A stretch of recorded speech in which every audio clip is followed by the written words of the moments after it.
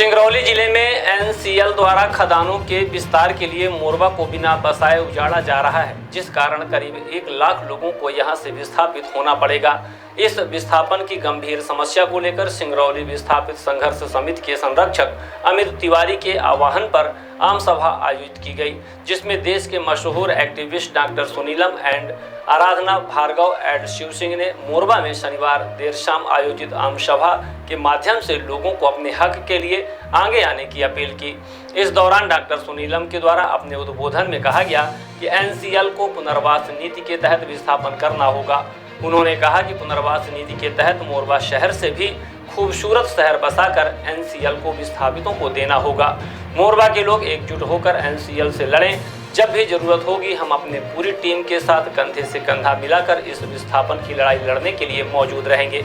वहीं एडवोकेट आराधना भार्गव ने अपने उद्बोधन में कहा कि पुनर्वास नीति में पट्टेदार वन भूमि सरकारी भूमि पर बसे लोगों को समान मुआवजा देने का प्रावधान है।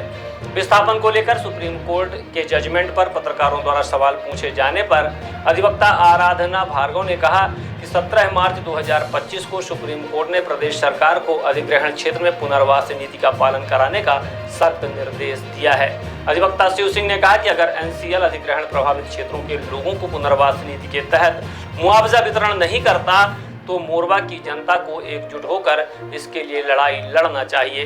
हम आपकी हर लड़ाई में शामिल होंगे।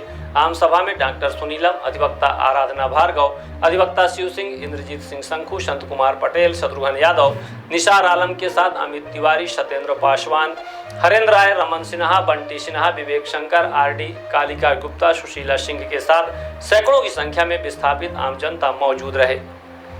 मैं आपसे ये कहना चाहता हूँ, हमारे अगर आज़ादी के आंदोलन की लड़ाई लड़ने वाले अगर डरे होते तो हम देश हमारा आज़ाद नहीं होता, ये बात आप जानते हैं। अगर हम किसान लोग डरे होते तो 380 दिन पड़े रहे।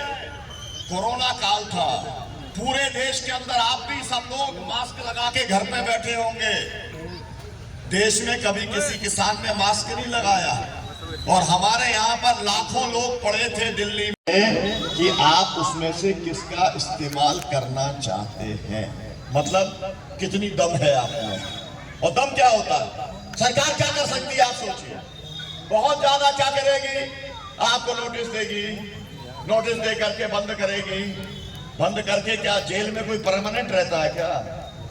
मैं तो 54 साल वाला हूँ, मैं तो बाहरी हूँ।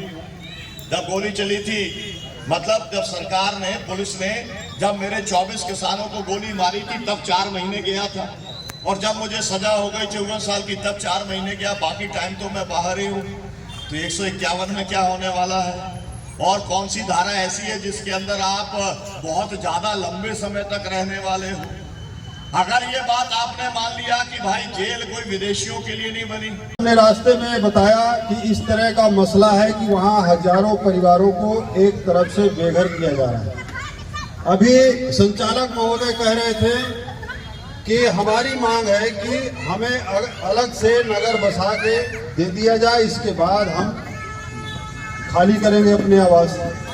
इस पर पूरी तरह से हमारी सहमति है, और यहाँ पर यदि सीआईडी और पुलिस के लोग मौजूद हों तो यहाँ शायद हमारे डिप्टी सीएम भी प्रभारी रह चुके हैं, राजेंद्र शुक्ला जी। उनको भी मालूम है हम लोग किस तरह से लड़ाई लड़ते हैं।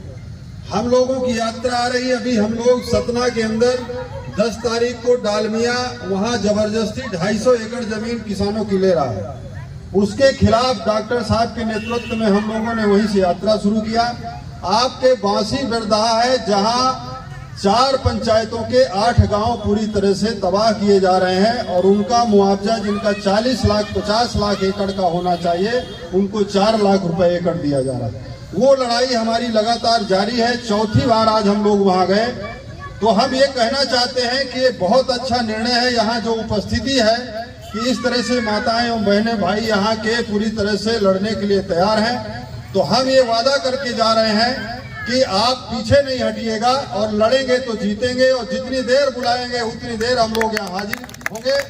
और यदि आज सब लोग एक राय हो गए, एक पक्का मोर्चा बन गया, तो इनके हिम्मत नहीं है। पहले हमारा नगर बसाएंगे, इसके बाद हम लोग अपनी आवाज खाली करेंगे। इतना मैं कह करके अपनी बात समाप्त करता हूँ। सभी साथियों को जिंदाबाद, जय जवान जय किसान।